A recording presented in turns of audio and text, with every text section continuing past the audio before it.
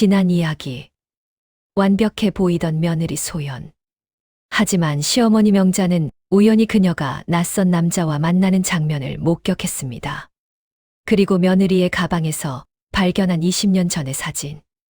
상처투성이의 소녀, 그리고 그 뒷면에 적힌 충격적인 문장. 미안해. 내가 살아야 해니?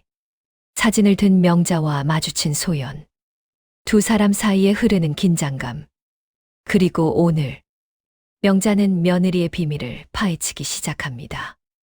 여러분, 가족에게 비밀이 있다는 것을 알게 됐을 때 어떻게 하시겠습니까? 직접 물어볼까요? 아니면 진실을 스스로 밝혀낼까요? 명자는 후자를 택했습니다. 그리고 그 선택은 더 큰 비밀의 문을 열게 됩니다. 사진을 발견한 그날 밤 이후 집안의 공기가 달라졌습니다. 명자와 소연, 두 사람은 서로를 피하고 있습니다. 소연은 평소처럼 아침 식사를 준비합니다. 하지만 손이 떨립니다. 시어머니가 자신의 과거를 알게 됐다는 사실. 그것이 그녀를 짓누릅니다. 여보, 괜찮아? 얼굴이 안 좋아 보여. 응, 아니야. 그냥 어젯밤에 잠을 못 잤어. 그때 명자가 방에서 나옵니다. 두 사람의 눈이 마주칩니다. 짧은 순간이지만 공기가 얼어붙습니다. 준혁아, 너 출근 준비해라.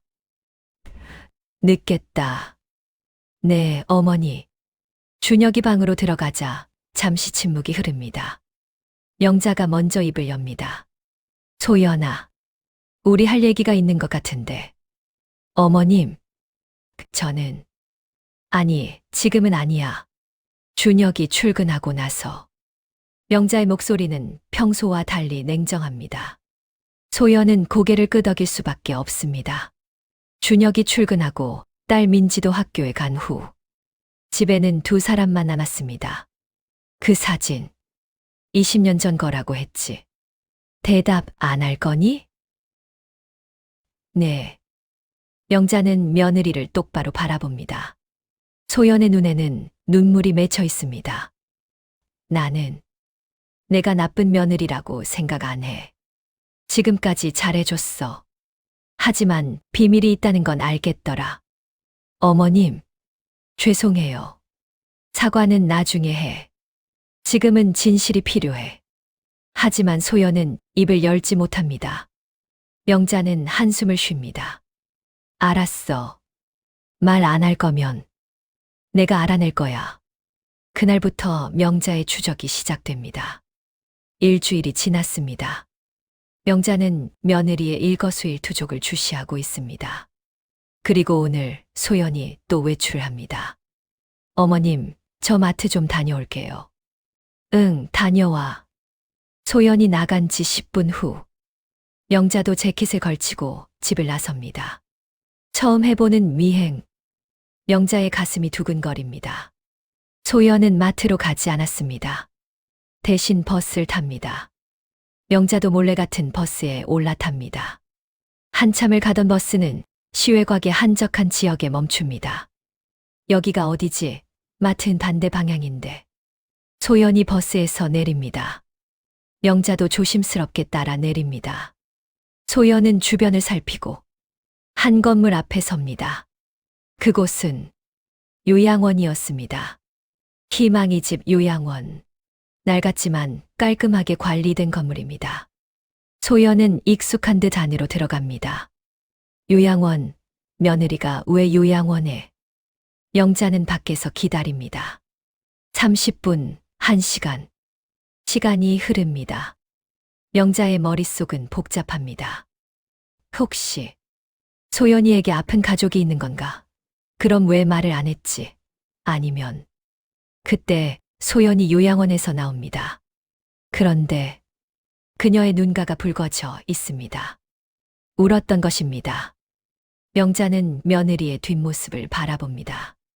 처음으로 의심이 아닌 다른 감정이 스쳐 지나갑니다. 안쓰러움, 아니면 죄책감. 소연이 집으로 돌아간 후 명자는 바로 집으로 가지 않았습니다. 대신 그녀도 어딘가로 향합니다. 영자가 도착한 곳. 그곳은 정신건강의학과 병원이었습니다. 최명자님, 오늘도 오셨네요. 선생님 기다리고 계세요. 네. 감사합니다. 네, 여러분. 명자에게도 비밀이 있었습니다. 그녀는 10년째 우울증과 불면증으로 치료를 받고 있었습니다. 아들도 며느리도 누구도 모르는 비밀. 요즘은 어떠세요? 약은 잘 드시고 계시고요? 네. 그런데 선생님, 요즘 자꾸 옛날 생각이 나요. 옛날이요. 제 딸. 20년 전에 사고로 잃은 딸 말이에요. 네, 명자에게는 딸이 있었습니다. 20년 전 교통사고로 잃은 딸. 그 상처는 아직도 명자의 마음 깊은 곳에 남아 있습니다. 그 기억이 다시 떠오르시는군요. 특별한 계기가 있었나요? 글쎄요. 며느리가. 명자는 며느리의 사진을 떠올립니다. 20년 전의 상처투성이 소녀. 그리고 자신의 딸. 왠지 모를 연결고리가 느껴집니다. 집으로 돌아오는 버스 안. 명자는 창밖을 바라봅니다. 며느리도 나처럼 아픈 과거를 안고 살고 있는 걸까? 그동안 명자는 며느리를 판단했습니다. 까다롭게 굴었고 완벽을 요구했습니다. 하지만 지금 처음으로 그녀를 이해하고 싶어집니다. 나도 비밀이 있는데 며느리를 탓할 자격이 있을까? 밤 11시. 명자는 물을 마시려고 부엌으로 나옵니다. 그때 거실에서 전화 통화하는 소연의 목소리가 들립니다. 네. 오늘도 다녀왔어요. 상태는 여전해요. 명자는 숨을 죽입니다. 들으려던 것은 아니지만 귀가 기울여집니다. 20년이 지났는데 아직도 깨어나지 못하고 제 잘못이에요. 모두 제 잘못이에요. 소연의 목소리가 떨립니다. 명자의 가슴도 함께 떨립니다. 네. 더 이상 숨길 수 없을 것 같아요. 어머님이 알게 됐어요. 제 과거를. 혹시 그때 일까지 알게 되면 어떡하죠? 제가 그 사람 딸에. 그 순간 명자의 몸이 얼어붙습니다. 그 사람의 딸, 혹시. 명자의 손에서 물컵이 떨어집니다. 소연이 깜짝 놀라 뒤를 돌아봅니다. 어머님. 두 사람이 마주섭니다. 명자의 눈빛이 흔들립니다. 소연의 얼굴은 창백합니다. 너, 방금 뭐라고 했니? 그 사람의 딸이라고. 어머님. 저는. 소연이 무릎을 꿇습니다. 눈물이 뺨을 타고 흐릅니다. 용서하세요. 제가 죽였어요. 명자의 다리에 힘이 풀립니다. 죽였다. 대체 무슨 말인가? 며느리 소연이 죽였다는 사람은 누구일까요? 요양원에 누워있는 그 사람은 과연? 그리고 20년 전 두 사람 사이에 무슨 일이 있었던 걸까요? 과연 소연은 누구를 죽였다는 걸까요? 요양원에 누워있는 그 사람은, 그리고 20년 전 대체 무슨 일이? 오늘 모든 퍼즐이 맞춰지기 시작합니다. 여러분, 과거는 정말 과거로만 남을까요? 아니면 언젠가 반드시 현재로 돌아올까요? 오늘 이야기의 주인공은 20년 전 그날을 기억하는 남자입니다. 그가 나타나면서 며느리와 시어머니의 운명은 더욱 깊은 미궁 속으로 빠져듭니다. 제가 죽였어요. 그 말을 듣고 난 후 명자는 아무 말도 하지 못했습니다. 소연도 더 이상 말을 잇지 못했습니다. 소연아, 일단 방으로 들어가라. 내일 얘기하자. 네. 어머님. 그날 밤 두 사람 모두 잠들지 못했습니다. 명자는 20년 전 잃은 딸을 떠올렸고 소연은 자신이 저지른 일을 떠올렸습니다. 다음 날 아침, 준혁은 집안 분위기가 이상함을 느낍니다. 어머니, 여보, 둘 다 얼굴이 안 좋으신데 무슨 일 있어요? 아니야. 그냥 잠을 못 잤어. 저도 괜찮아요. 준혁은 의아하지만 더 묻지 않습니다. 그가 출근하고 다시 두 사람만 남습니다. 소연아, 나 오늘 내가 다니는 그곳 요양원에 같이 가도 되겠니? 소연의 얼굴이 하얗게 질립니다. 어머님, 그건 나도 알아야 할 것 같구나. 내가 알아야 할 사람이 거기 있는 것 같아서. 소연의 눈에서 눈물이 흐릅니다. 마침내 진실을 마주할 시간이 온 것입니다. 두 사람은 말없이 버스에 올라탑니다. 40분간의 침묵. 창밖 풍경만 지나갑니다. 명자는 20년 전을 떠올립니다. 2005년 8월 14일.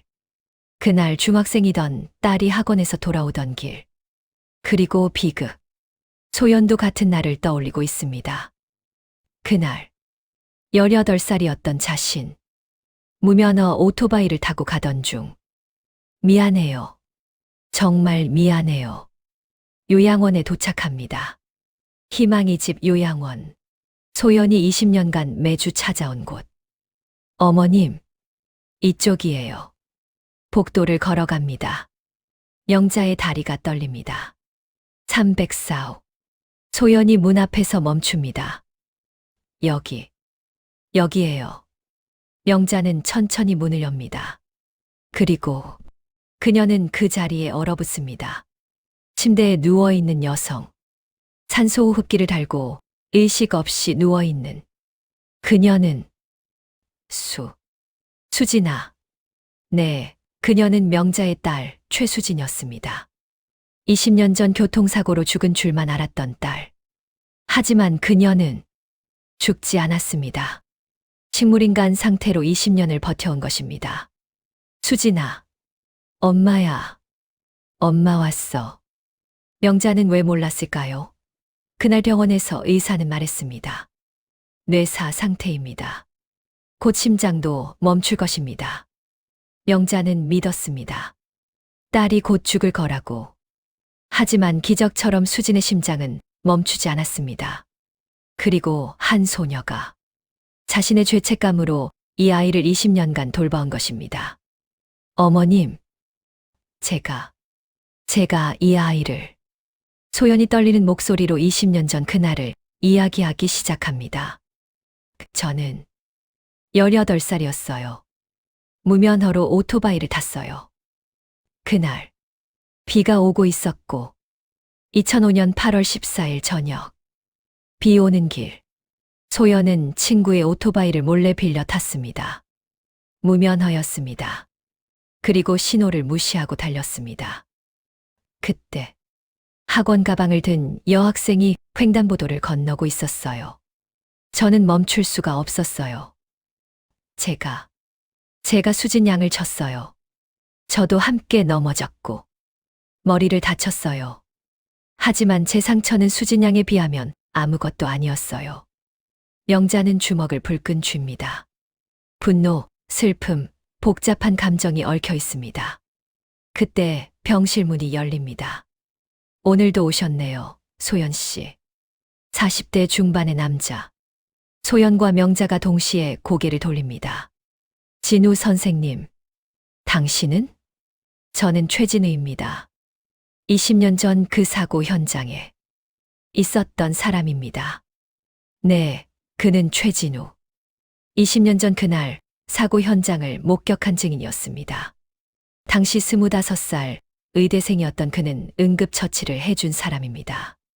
소연 씨가 매주 여기 오는 것도 수진 양의 병원비를 대는 것도 저는 다 알고 있습니다.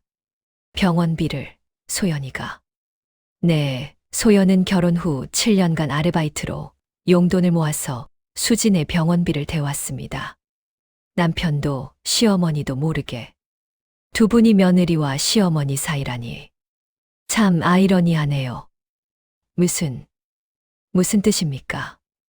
20년 전 그날 저는 두 아이를 모두 병원까지 데려갔습니다. 소연 씨도 머리를 심하게 다쳤었거든요. 진우가 꺼낸 오래된 사진. 병원 침대에 나란히 누워있는 두 소녀. 수진과 소연. 당시 경찰 조사에서 소연 씨는 제가 다 죽였어요라고 계속 울부짖었습니다. 미성년자였고 첫 사고였고. 하지만 그 죄책감을 평생 안고 살아온 거죠. 저는 제가 수진 양의 인생을 빼앗았다고 생각했어요. 그래서 평생 속죄하며 살아야 한다고.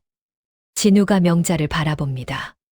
최명자님, 저는 당신이 딸을 포기하고 떠난 것도 압니다. 하지만 소연 씨는 단 한 번도 포기하지 않았습니다. 명자는 말을 잃습니다.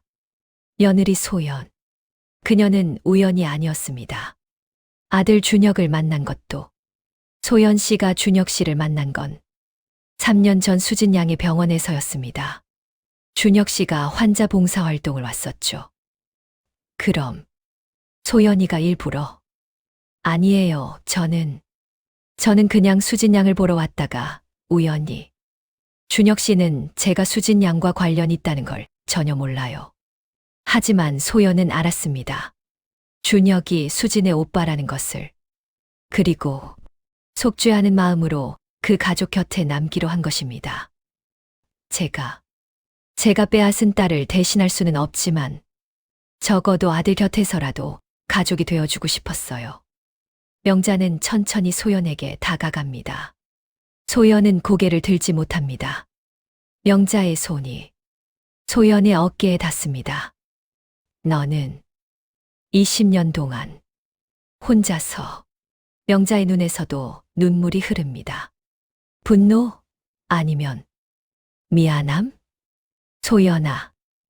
잠깐. 수진 양의 심박수가. 세 사람이 동시에 수진을 바랍니다. 그리고 기적처럼 수진의 손가락이 미세하게 움직입니다. 20년 만에 움직인 수진의 손. 이것은 기적의 시작일까요? 명자는 소연을 용서할 수 있을까요? 그리고 이 모든 진실을 알게 된 준혁의 반응은? 다음 화에 숨겨진 진실에서는 마침내 모든 비밀이 수면 위로 떠오릅니다. 그리고 가족 앞에 놓인 선택은 용서인가, 분노인가? 여러분이 명자라면 며느리를 용서할 수 있을까요? 20년간 속죄하며 살아온 소연의 마음을 이해할 수 있을까요? 댓글로 여러분의 진솔한 생각을 들려주세요. 이제 막 절반을 지나왔습니다. 구독과 좋아요로 이 이야기를 끝까지 함께 해주세요. 다음 주 같은 시간, 다음 화에서 더욱 깊은 이야기가 펼쳐집니다. 감사합니다.